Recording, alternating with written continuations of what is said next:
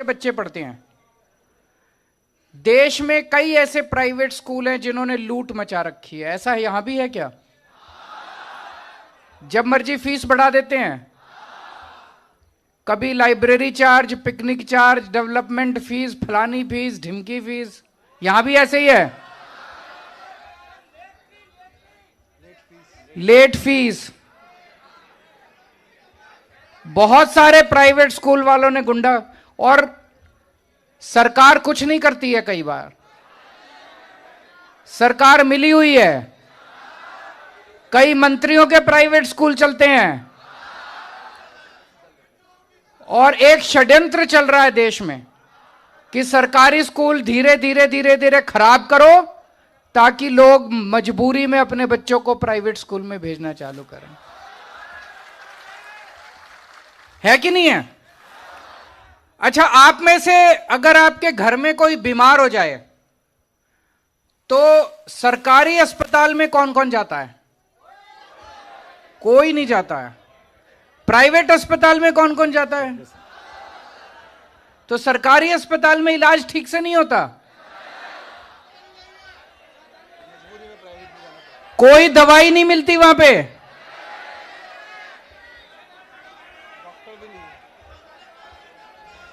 तो अब मैं थोड़ा सा मैंने सारे आपके प्रश्न लिखे हैं, तो मैं भी आपसे थोड़ा 2 मिनट बात करूंगा। Thank you sir. જેમનો સ્વભાવ, જેમની લાઈફસ્ટાઈલ એ આપણને એક મેસેજ આપે છે એવા દિલ્હીના માનનીય મુખ્યમંત્રી શ્રી, રાષ્ટ્રીય સંયોજક શ્રી અરવિંદ કેજરીવાલ સાહેબ આપણી વચ્ચે ઉપસ્થિત।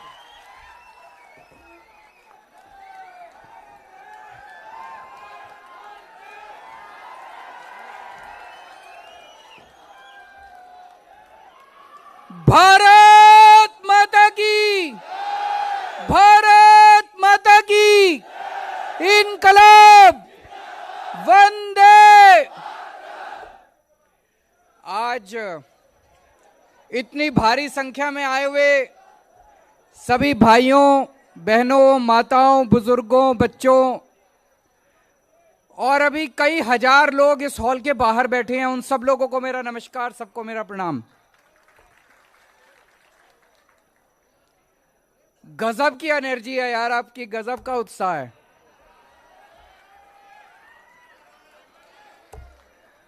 और अभी हम अहमदाबाद से निकले यहां आने के लिए, सड़क के दोनों तरफ इतने लोग थे, इतने लोग थे, ऐसे लग रहा था जैसे गुजरात के अंदर क्रांति आ रही है।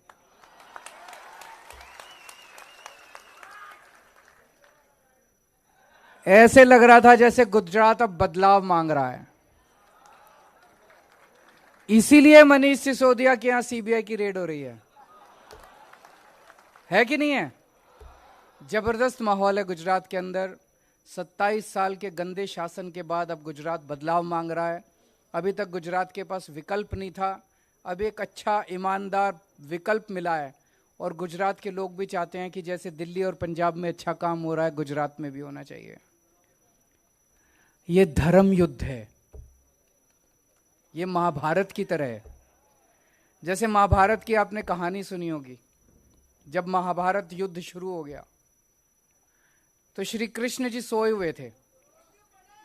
उनसे मदद मांगने के लिए दुर्योधन और श्री कृष्ण दोनों पहुंचे।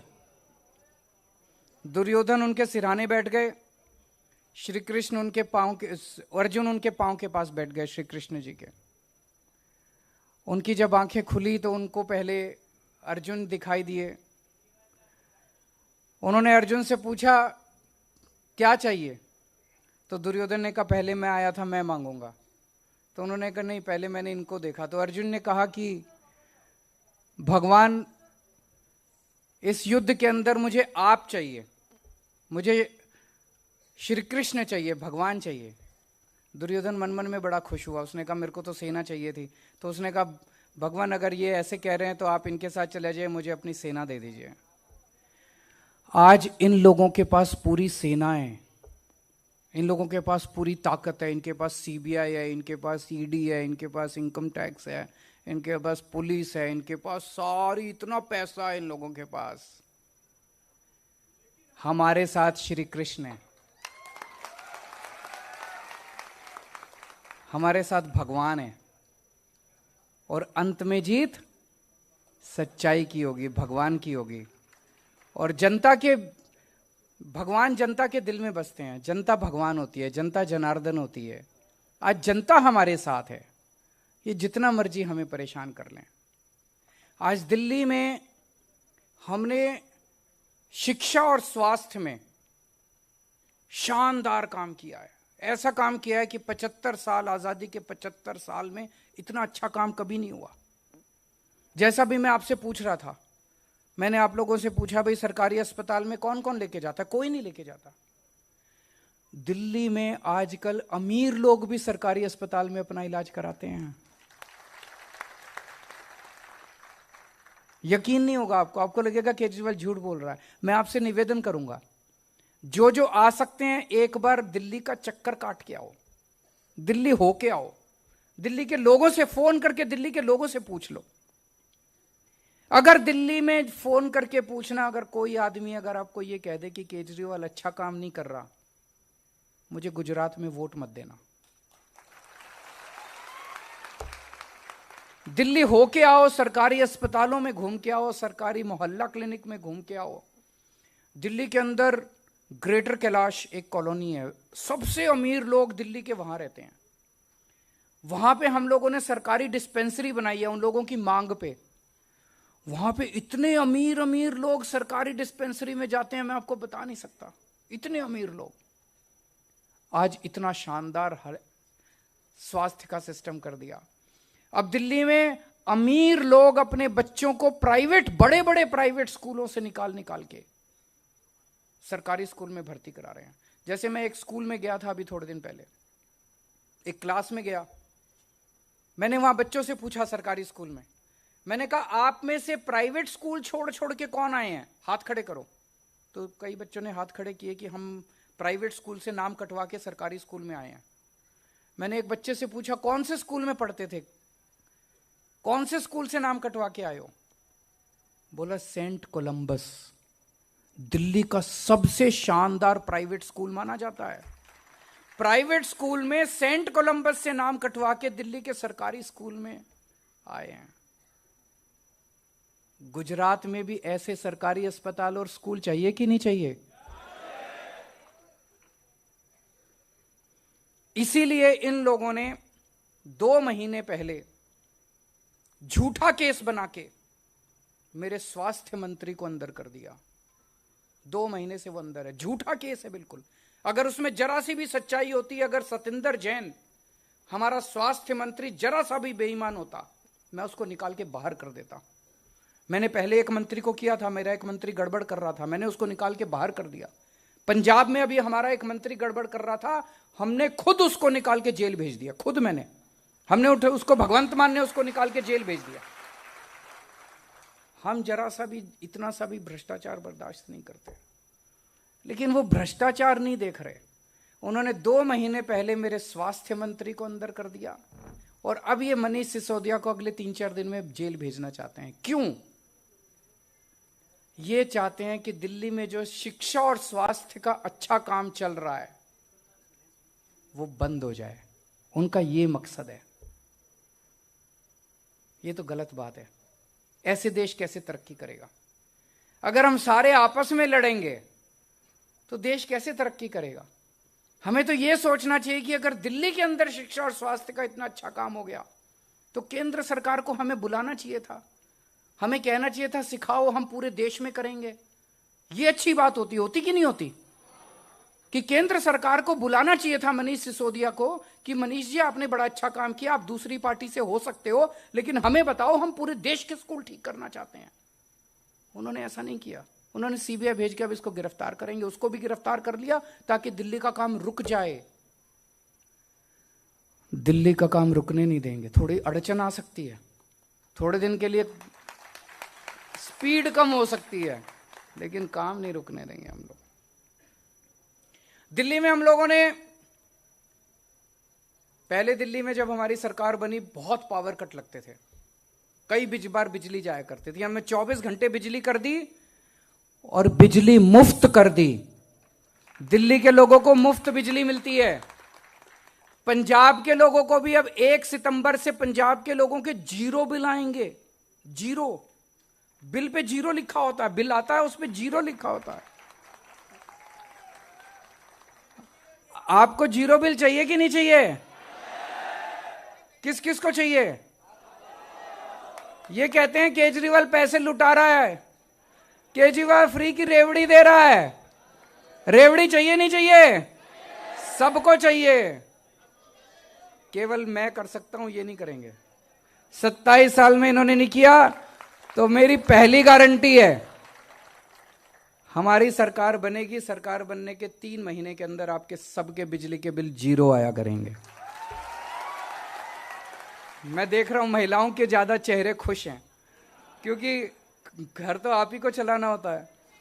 आदमी तो महीने के अंत में आके पैसे रख देता है आपके हाथ में, फिर आप जानो आपका काम जाने, है ना। तो महिलाएं ज्यादा खुश हैं। तो बिजली के बिल 0 आएंगे। 0 कुछ नहीं होता उसमें, 1 रुपया 2 रुपया भी नहीं आता, कुछ नहीं, 0 बिल आता है। तो सरकार बनने के 3 महीने के अंदर आपके बिजली के बिल 0 आया करेंगे। फिर दिल्ली में हमने आज पूरे देश में सबसे ज्यादा समस्या रोजगार की है कि नहीं है? नौकरी नहीं है, रोजगार नहीं है, काम नहीं है करने को। खाली बैठे हैं बच्चे घर में, पढ़ लिख के खाली बैठे हैं। कहां जाएं, किससे बात करें? कोई सुनने को तैयार नहीं है।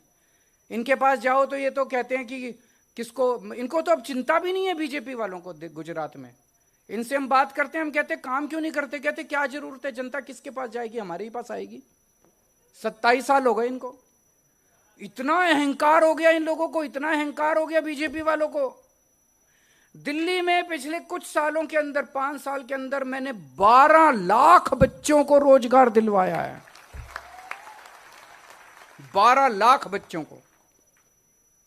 दिल्ली तो छोटा सा है, वहां 12 लाख बच्चों को दिलाया, तो यहां तो ज्यादा ही दिला देंगे। करना आता है हम लोगों को, रोजगार दिलाना आता है। हम ही को आता है, इनको नहीं आता, हम ही को आता है। तो गुजरात में हमने गारंटी दी है, गुजरात के हर बेरोजगार युवा को रोजगार दिलाएंगे 5 साल में। और जब तक रोजगार नहीं मिलता, हर बेरोजगार युवा को 3,000 रुपए महीने का बेरोजगारी भत्ता।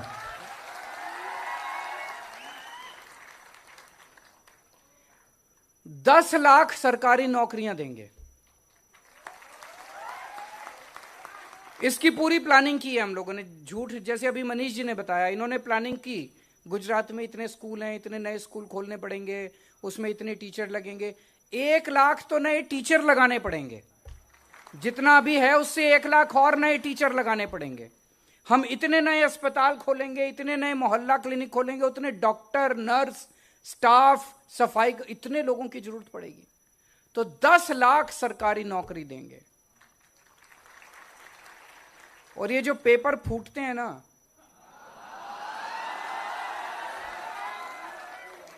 इसका कानून लेके आएंगे, इसका कानून लेके आएंगे। पेपर फूटने वालों को जिंदगी भर जेल में रखेंगे।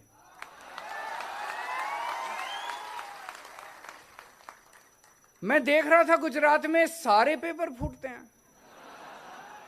जो सरकार एक पेपर नहीं करा सकती, वो सरकार क्या चलाएंगे? उनके बस की बात नहीं है। जो सरकार, एक दिल्ली में अभी तक एक पेपर नहीं फूटा 7 साल में।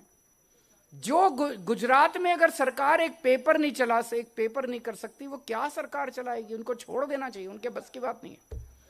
हम एक भी पेपर नहीं फूटने देंगे। टाइम पे पेपर होंगे सारे के सारे, और इसके खिलाफ एक सख्त कानून लेके आएंगे। और एक बात, 18 साल से ऊपर की हर महिला को हर महीने 1,000 रुपए उसके अकाउंट में देंगे। होना चाहिए कि नहीं होना चाहिए? मैं बहुत सारी ऐसी गरीब बेटियों को जानता हूं जिनको एडमिशन मिल जाता है अच्छे कॉलेज में, लेकिन पिताजी के पास पैसा नहीं है आने जाने का पैसा देने के लिए, कॉलेज की फीस देने के लिए पैसा नहीं है। अगर उनको 1,000 रुपये उनके अकाउंट में जाएगा तो उस बच्ची की पढ़ाई पूरी हो जाएगी। आजकल महंगाई इतनी ज्यादा हो गई, एक औरत अपने बच्चों को पालती है, अगर 1,000 रुपए उसके हाथ में जाएगा तो बच्चों के लिए कुछ फ्रूट्स ला सकती है, दूध ला सकती है, कुछ उसको दे सकती है। एक बुजुर्ग महिला है, बेटी घर में आती है, उसका मन करता है थोड़े से पैसे बेटी के हाथ में रख दूं, फिर वो अपने पति से मांगती है, अपने बेटे से मांगती है। अब अगर 1,000 रुपए उसको सरकार दे देगी तो उसे किसी की तरफ देखना नहीं पड़ेगा, वो अपने 1,000 रुपए निकाले। है कि नहीं है? मिलने चाहिए कि नहीं मिलने चाहिए महिलाओं को? ये कहते हैं केजरीवाल पैसे उड़ा रहा है। मैं पैसे लूट नहीं रहा, मैं स्विस बैंक में नहीं ले जा रहा पैसे कमा के, मैं जनता को दे रहा हूं, जनता का पैसा जनता को दे रहा हूं। उनके स्कूल अच्छे कर देते हैं, महिलाओं को दे देते हैं, बिजली मुफ्त कर देते हैं, पानी मुफ्त कर देते हैं। इतनी महंगाई है, अगर हम जनता को थोड़ा सा राहत देते हैं तो क्या गलत करते हैं, अच्छी बात करते हैं। अभी मनीष जी ने बताया, आपके बच्चों को अच्छी शिक्षा देने की जिम्मेदारी हमारी है। हमें वोट दोगे, आपके बच्चों का भविष्य बनाएंगे। इनको वोट दोगे, ये आपके बच्चों को जहरीली शराब पिलाएंगे। आप तय कर लो। 27 साल हो गए, 27 सालों में तो इनसे स्कूल अस्पताल सुधरे नहीं, अब और तो सुधरने वाले हैं नहीं। आज मैं आपको स्वास्थ्य के ऊपर बात करना चाहता हूं। जैसे दिल्ली में हम लोगों ने क्या किया, पहले सारे स्कूल ये अस्पताल वगैरह ठीक करके, दिल्ली में अब 2 करोड़ लोग हैं। हर आदमी का, हर बच्चे का, हर बुजुर्ग का पूरा इलाज मुफ्त कर दिया, चाहे अमीर हो चाहे गरीब हो। आप अगर बुखार हो गया, मोहल्ला क्लिनिक चले जाओ, सारे टेस्ट फ्री हैं, कोई नहीं पूछते। वो ये नहीं पूछते बीपीएल कार्ड लेके आओ, कुछ नहीं। वो ये भी नहीं पूछते दिल्ली से आए हो कि कहीं से आए हो। आप चले जाओ मोहल्ला क्लिनिक में, आप बोलो मैं बीमार हूं, डॉक्टर देखेगा आपको, टेस्ट लिखेगा, टेस्ट अगले दिन रिजल्ट ले जाओ, फ्री में टेस्ट होता है, फ्री में डॉक्टर देखता है। एयर कंडीशनड मोहल्ला क्लिनिक, ऐसे प्राइवेट अस्पताल भी नहीं मिलते। और सारी दवाइयां मुफ्त देते हैं। आपको बड़ी बीमारी हो जाए, कैंसर हो गया, किडनी ट्रांसप्लांट करना है, कई लाख रुपए लगेंगे, आप दिल्ली सरकार के बड़े अस्पताल में चले जाओ, सारा ऑपरेशन मुफ्त, सारे टेस्ट मुफ्त, सब कुछ मुफ्त होता है वहां पे। चाहे 40 लाख रुपए का भी खर्चा आएगा, आपको चिंता करने की जरूरत नहीं है, सारा दिल्ली सरकार देती है। तो सबसे पहली गारंटी मेरी सेहत पे है कि सबको मुफ्त इलाज देंगे, अच्छा इलाज देंगे। गुजरात के हर नागरिक का पूरा इलाज, अच्छा इलाज देने की जिम्मेदारी हमारी होगी। दूसरा, सारी दवाइयां, सारे टेस्ट, सारा इलाज, सारे ऑपरेशन, सब कुछ मुफ्त होगा। तीसरा, हर गांव में और शहर के हर वार्ड में एक एक मोहल्ला क्लिनिक खोलेंगे, जैसे दिल्ली में खोला है। चौथा, जितने सरकारी अस्पताल हैं उन सारे अस्पतालों को शानदार बनाएंगे, एयर कंडीशनड बनाएंगे, डॉक्टर को अच्छा करेंगे, अच्छा इलाज करेंगे, सब पूरा कायाकल्प करेंगे सरकारी अस्पतालों का, और कई नए सरकारी अस्पताल खोलने पड़ेंगे। और पांचवा, दिल्ली में हमने एक योजना की है, अगर किसी का एक्सीडेंट हो जाए, किसी का भी एक्सीडेंट हो जाए, अमीर हो गरीब हो, चाहे कोई बाहर का हो, मान लीजिए बॉम्बे से कोई गुजरात आया और उसका गुजरात में आके एक्सीडेंट हो गया, उसका पूरा इलाज चाहे बड़े से बड़े प्राइवेट अस्पताल में कराना पड़े, पूरा इलाज दिल्ली सरकार देती है। यही गुजरात में करेंगे। अगर एक्सीडेंट हो जाता है तो चाहे प्राइवेट में आपका इलाज कराना पड़े, सारा खर्चा दिल्ली सरकार देगी।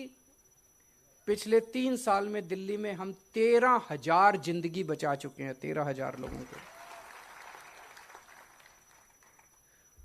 तो मेरा तो नारा है, तुम मुझे वोट दो, मैं तुम्हारे बच्चों का भविष्य बना दूंगा। तुम मुझे वोट दो, मैं तुम्हें फ्री बिजली दूंगा। तुम मुझे वोट दो, मैं तुम्हारा इलाज मुफ्त कराऊंगा। तुम मुझे वोट दो, महिलाओं के लिए हर महीने 1,000-1,000 रुपए दूंगा। और जितने पुलिस वाले हैं भाई बहन, उनको मैं कहना चाहता हूं, वो बड़े दुखी थे, अब खुश हैं।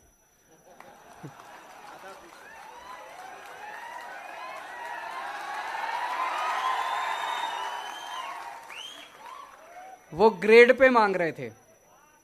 मैं एक बार ही आया तो मैंने प्रेस कॉन्फ्रेंस में कहा भी इनकी डिमांड जायज है, इनको ग्रेड पे मिलनी चाहिए। तो उन्होंने, सब लोगों ने मेरी तस्वीर और मेरा वीडियो अपनी डीपी में लगा लिया व्हाट्सएप पे। गुजरात सरकार घबरा गई बुरी तरह से। अगले दिन गृह मंत्री ने प्रेस कॉन्फ्रेंस करके बोला कि इनकी डिमांड हम मानेंगे, लेकिन उनकी नीयत खराब थी, पूरी डिमांड नहीं मानी। उन्होंने क्या किया, ग्रेड पे नहीं दिया, उनको केवल भत्ता बढ़ा दिया। तो मेरी अब उनको डिमांड है, मेरी अब उनको निवेदन है सारे पुलिस के भाइयों को कि इनसे भत्ता ले लो,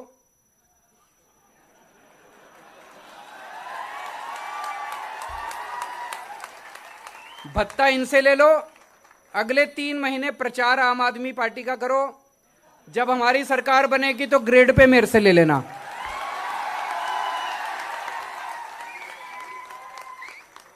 सही है ना? अभी कल मेरे को पता चला इन्होंने 1 करोड़ रुपया, अभी थोड़े दिन पहले जब मैं आया मुझे पता चला कि यहां पे गुजरात का कोई रहने वाला व्यक्ति फौज में अगर है और वो शहीद हो जाता है तो गुजरात सरकार की योजना थी उसको 1 लाख रुपए देते हैं, और वो भी नहीं देते, उसके लिए भी दौड़ाते हैं उसको। ये तो हमारे सैनिकों के साथ अपमान है। जो देश के लिए शहीद होते हैं उनका तो सम्मान कर, उनके परिवार का मरने के बाद सम्मान करना चाहिए, देश को उसका ख्याल रखना चाहिए। दिल्ली में हम लोगों ने उनके सम्मान में 1-1 करोड़ रुपए का हम उनको चेक, मैं खुद जाता हूं उनके घर। दिल्ली का रहने वाला कोई भी शहीद अगर होता है तो मैं खुद 1 करोड़ रुपए का चेक लेके उसके घर जाता हूं, उसके परिवार को दे के आता हूं। तो जब मैं पिछली बार आया गुजरात, मैंने कहा कि गुजरात के पूर्व सैनिक भी यहां हड़ताल पे बैठे हुए थे। मैंने कहा इनकी मांग जायज है, 1 करोड़ रुपया गुजरात के सैनिकों को भी मिलना चाहिए। तो गुजरात सरकार ने कल ऐलान तो किया, लेकिन लोग कह रहे हैं देंगे नहीं। चुनाव है इसलिए किया, क्योंकि अगर इनकी देने की नीयत होती तो बीजेपी पूरे देश में जहां जहां बीजेपी की सरकार है सब जगह करती, बाकी कहीं नहीं किया, गुजरात में किया। इसलिए मैं इनसे मांग करता हूं, अगर तुम्हारी नीयत साफ है तो पिछले 5 साल में जितने शहीद हुए थे अगले 10 दिन में उनको दे दो, और अगर नहीं दोगे तो जनता सोचेगी झूठ बोल रहे हैं, चुनाव के बाद पलट जाएंगे। और दूसरी बात, दिल्ली में हम केवल सैनिकों को नहीं देते, हम दिल्ली पुलिस वालों को भी देते हैं। पुलिस भी तो अपनी जान हथेली पे रख के, पुलिस वाले भी तो शहीद होते हैं, पुलिस वाले भी तो ड्यूटी में कितनी बार शहीद होते हैं। तो गुजरात पुलिस वालों को भी इस 1 करोड़ की योजना में शामिल किया जाना चाहिए। गुजरात पुलिस से भी अगर कोई शहीद हो तो उसके परिवार को मरने के बाद, शहीद होने के बाद 1-1 करोड़ का उसको सम्मान राशि मिलनी चाहिए। मिलनी चाहिए कि नहीं मिलनी चाहिए? जितने हमारे स्टेट ट्रांसपोर्ट के कर्मचारी हैं वो भी बहुत दुखी हैं, वो मेरे से मिलने के लिए आए थे। तो मैं उनको भी ये आश्वासन देना चाहता हूं, उनकी तनख्वाह बहुत कम है, वो चाहते हैं कि उनकी तनख्वाह बढ़ाई जाए। जितने ड्राइवर हैं, जितने कंडक्टर हैं, सरकार बनने के 1 महीने के अंदर हम आपकी तनख्वाह बढ़ा देंगे, लेकिन उसके पहले आपको भी एक काम करना पड़ेगा। सभी ड्राइवर कंडक्टर आज से कमर कस लो, बस में जितनी सवारियां हैं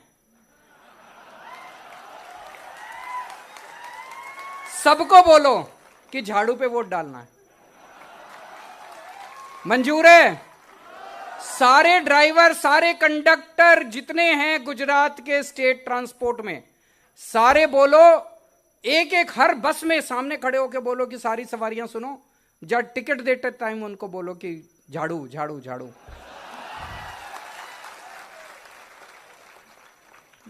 आप हमारी सरकार बनाओ, 1 महीने के अंदर मैं आपकी सारी डिमांड्स पूरी कर दूंगा।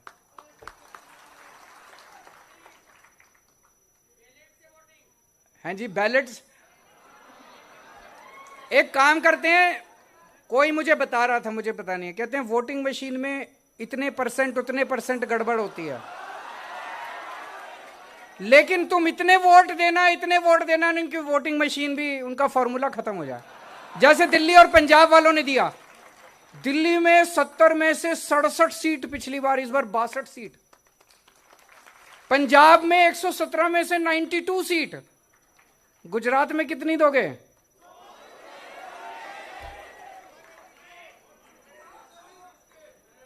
होमगार्ड को क्या बोलते हैं? जीआरडी। होमगार्ड जितने हैं वो भी मेरे से मिलने आए थे, जीआरडी, और उनकी भी बहुत सारी समस्याएं हैं। दिल्ली में भी थी होमगार्ड वालों से, तो मैं दिल्ली में जब मैं मुख्यमंत्री नहीं बना था, बनने के बाद भी बहुत मिलता था। वहां भी समस्याएं दूर की, आपकी भी सारी समस्याएं दूर करेंगे। आप भी अब प्रचार पे लग जाओ, 3 महीने खूब प्रचार करो मिलके। अब कुछ एक प्रश्न जो हुए थे, एक किसी भाई ने बताया कि 30 लाख परिवार ऐसे हैं जो चिट फंड के शिकार हैं। भगवंत मान पंजाब के मुख्यमंत्री ने पिछले हफ्ते ही इसके ऊपर बहुत बड़ी इंक्वायरी शुरू की है। यहां भी करेंगे, आपका एक एक पैसा आपको वापस दिलाएंगे। वहां से इलेक्ट्रिसिटी स्टाफ के किसी कर्मचारी ने, डिस्कॉम, उन्होंने कहा था उनके कई सारे मसले हैं। आप लोग भी बिजली वाले जितने घरों में जाते हो, प्रचार करो खूब। मीटर रीडर भी हैं, घर घर भी जाते हैं, प्रचार करो खूब, सरकार बनाओ, 1 महीने में आपके सारे मसले दूर करेंगे। जीआरडी,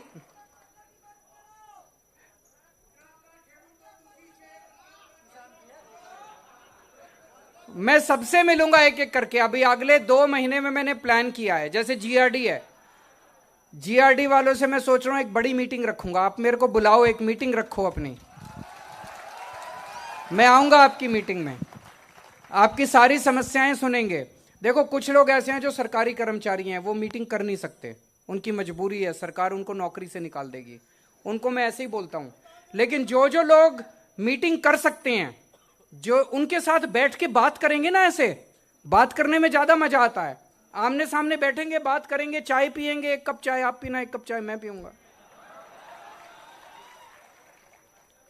एक प्रश्न बड़ा जरूरी आया कि हर बार जब ये सरकार बनाते हैं, 4 साल कोई भर्ती नहीं करते, 5वें साल में भर्ती करते हैं, क्योंकि इनकी नीयत खराब होती है। इन्होंने भर्ती नहीं करनी होती, चुनाव के पहले दिखाना होता है, दिखावा करना होता है। हमारी पंजाब में सरकार बनी है अभी, और पंजाब के अंदर अभी 6 महीने के अंदर भर्तियां शुरू हो गई है। सारी एक एक करके जितनी वैकेंट पोस्ट हैं सारी भर्ती कर रहे हैं। 26,000 वैकेंट पोस्ट हैं, उसकी वैकेंसी निकाल दी है, वो भर्ती हो रही है। 36,000 कर्मचारियों को पक्का करना है, उनको पक्का करने का, जितने कच्चे कर्मचारी थे उनको पक्का करने का काम शुरू हो गया। तो सरकार बनने के तुरंत बाद एक एक जितनी डिपार्टमेंट्स में वैकेंसी है, सारी वैकेंसी भरने का काम शुरू करेंगे। 4 साल हम इंतजार नहीं करने वाले, आप भरोसा रखो। एक किसी ने कहा, एकलव्य टीचर्स वाला जो था, कि एकलव्य के लिए जो काम कर रहे हैं टीचर्स, वो टीचर्स, आप बिल्कुल चिंता मत करो, जितने भी टीचर्स हैं सब टीचर्स को समान रूप से रखा जाएगा। जो एक सरकारी टीचर को जो स्केल मिलना चाहिए, सबको वो स्केल देंगे। बहुत बड़े स्तर के ऊपर नए स्कूल बनाएंगे, नए टीचर्स रखेंगे। जो पुराने टीचर्स हैं, अलग अलग उनके जितने मसले हैं, जैसे इन्होंने बताया एकलव्य के जो टीचर्स हैं उनको पूरी तनख्वाह नहीं मिलती, कम तनख्वाह मिलती है, आपको सरकारी स्केल दिलाएंगे। और यहां पे एक मैडम ने बोला कि भ्रष्टाचार बहुत ज्यादा है। दिल्ली में हमने जो इतने सारे काम किए, लोग कहते हैं केजरीवाल जी पैसा कहां से आता है? आपने बिजली भी मुफ्त कर दी, आपने स्कूल भी बनवा दिए, स्कूलों में शिक्षा भी मुफ्त है, नए अस्पताल भी बना दिए, अस्पतालों में भी इलाज मुफ्त है, मोहल्ला क्लिनिक कितने बना दिए, पानी मुफ्त कर दिया। हम दिल्ली में बुजुर्गों को तीर्थ यात्रा भी कराने ले जाते हैं मुफ्त में। अयोध्या जी ले जाते हैं, शिरडी बाबा ले जाते हैं, पुरी जी ले जाते हैं, पूरा आना जाना खाना पीना बुजुर्गों का सब मुफ्त होता है। एसी ट्रेन में ले जाते हैं, एसी वहां पे होटल में रुकवाते हैं। बुजुर्गों को तीर्थ यात्रा कराते हैं, वो भी मुफ्त है। योगा कराते हैं दिल्ली में, पूरे दिल्ली के अंदर जगह जगह पार्कों में योगा क्लासेस फ्री में होती हैं। लोग पूछते हैं मेरे से पैसा कहां से आता है। हमने सरकार में पहले जितना करप्शन होता था वो बंद कर दिया, खूब पैसा बचने लग गया, खूब पैसा बचने लग गया। गुजरात में भी पैसे की कमी नहीं है, नीयत की कमी है। अच्छी नीयत वाली सरकार आएगी, सारे काम होंगे। और जो आम आदमी आप काम कराने जाते हो सरकारी दफ्तर में, आपसे पैसे मांगते हैं, चाहे ये काम करवाना हो, बिजली का कनेक्शन लेना हो, पानी का कनेक्शन लेना हो, जाति प्रमाण पत्र, हैं जी 500 और भी कई चीजों के और भी ज्यादा होते हैं। दिल्ली में हमने काम किया, दिल्ली में धीरे धीरे करके हम सारे सरकारी दफ्तर बंद करते जा रहे हैं। हमने क्या किया, हमने एक फोन नंबर जारी कर दिया 1076 4 डिजिट नंबर है, दिल्ली से काम करता है।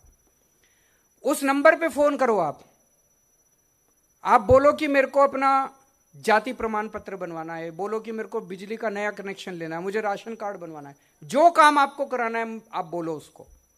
वहां से आवाज आती है, वो कहते हैं कि हम आपका काम करने के लिए आपके घर कितने बजे आए।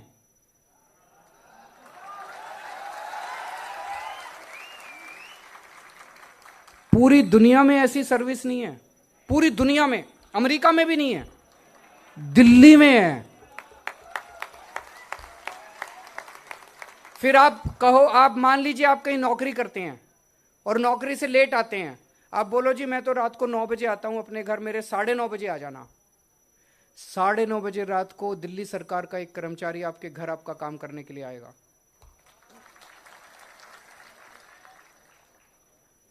और वो आके आपको कहेगा ये पेपर चाहिए, आप उसको पेपर दीजिए, अपने साथ एक फोटोकॉपी मशीन लेके आएगा, वो आप पूरी फोटोकॉपी कर लेगा, आपको एक रसीद दे के जाएगा और 10 दिन के अंदर आपका कार्ड या जो भी काम है वो आपके घर आपके बाय पोस्ट आ जाएगा।